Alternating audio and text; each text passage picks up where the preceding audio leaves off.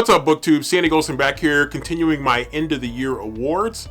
And for this particular award, I have chosen a book that I stumbled across by accident, if you will, on Amazon. And Amazon kept recommending this book to me.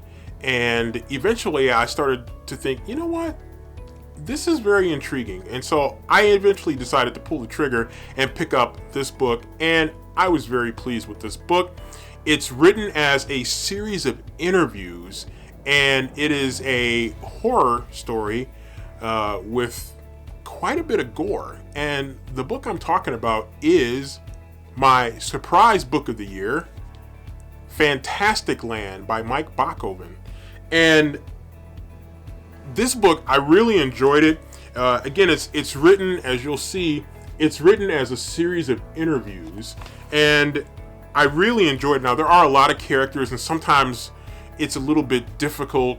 It can be a little bit difficult to keep up with all the characters, but I focus less on the actual characters and more so on the story that they were telling. So I kind of read it more from that perspective. Others may have read it from a different perspective and maybe came away more fulfilled, less fulfilled, I don't know. But that was the way I chose to read it. So it's kind of Lord of the Flies, but it's set at a 1970s amusement park. And so let me just read the first paragraphs because it'll give you an idea of what this book is all about. Since the 1970s, Fantastic Land has been the theme park where fun is guaranteed.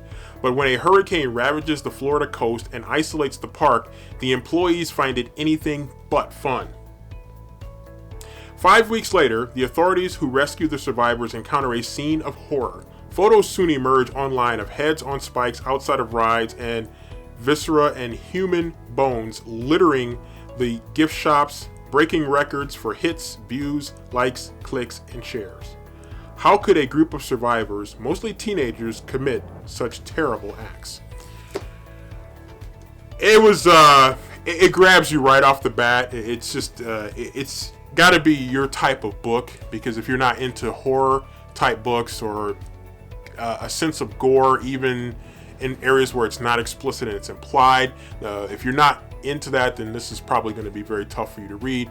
But it grabs you right off the bat and it holds your attention, and I was glad I picked it up. It was a relatively fast read for me, even though it ended up being not a very long book, actually. It just looks like about maybe 260 pages. So relatively short book and a very fast read, and because it's in an interview format, it's kind of bite-sized chunks that you can pick up on and you can follow over the course of the story. And so it's dark, but it was really enjoyable. I liked it. I was glad I picked it up, and I'll definitely be on the lookout for anything else by this particular author, especially if it's kind of in the territory of where Fantastic Land is, or if there are any other authors that are writing books that are in the territory of Fantastic Land. So this was my surprise book of the year. It was not on my radar at all. Amazon delivered it to me. I saw it. It sounded intriguing. I picked it up, bought it, readjusted my TBR for a particular month, read it, and I'm glad I did.